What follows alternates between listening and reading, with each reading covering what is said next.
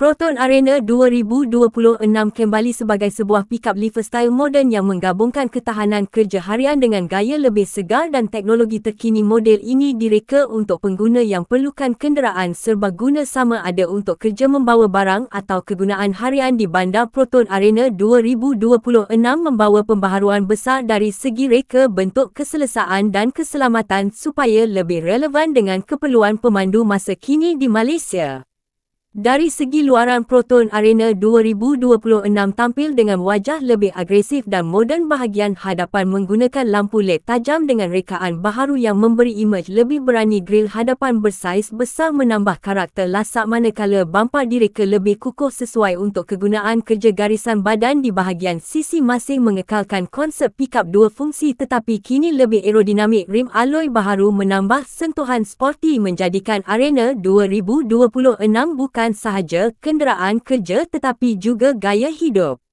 Masuk ke bahagian dalaman Proton Arena 2026, kabin direka lebih selesa berbanding generasi lama. Papan pemuka kelihatan moden dengan skrin infotainment sentuh yang menyokong sambungan telefon pintar seperti Apple CarPlay dan Android Auto. Tempat duduk direka ergonomik untuk keselesaan pemanduan harian walaupun digunakan dalam tempoh lama. Ruang kabin hadapan lebih kemas dengan susunan butang yang mudah dicapai, manakala ruang simpanan tambahan disediakan untuk kegunaan praktikal harian.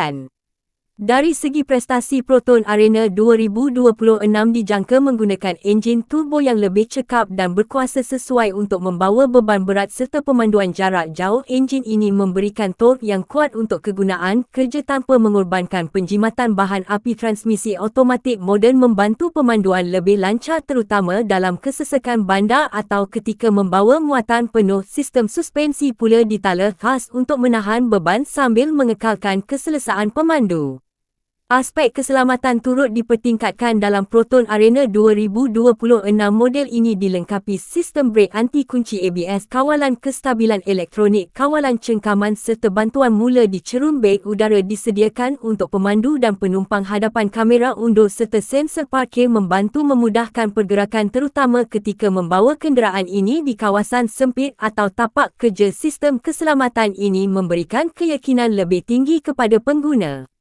Dari segi praktikaliti, Proton Arena 2026 menawarkan ruang kargo belakang yang luas dan tahan lasak sesuai untuk membawa barang berat, peralatan kerja atau barangan perniagaan harian. Pintu belakang direka mudah dibuka dan lantai kargo lebih kukuh untuk penggunaan jangka panjang. Ciri seperti port USB, sistem penghawa dingin yang lebih efisien dan kunci pintar menjadikan pengalaman penggunaan lebih moden dan selesa.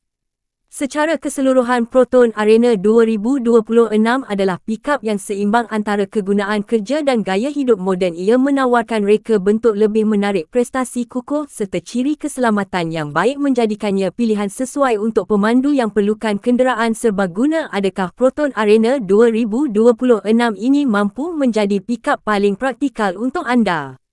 Jika anda suka video otomotif seperti ini, jangan lupa untuk subscribe channel Ride Malaysia, tekan like dan share supaya kami boleh terus membawa kandungan kereta terkini dan menarik untuk anda semua.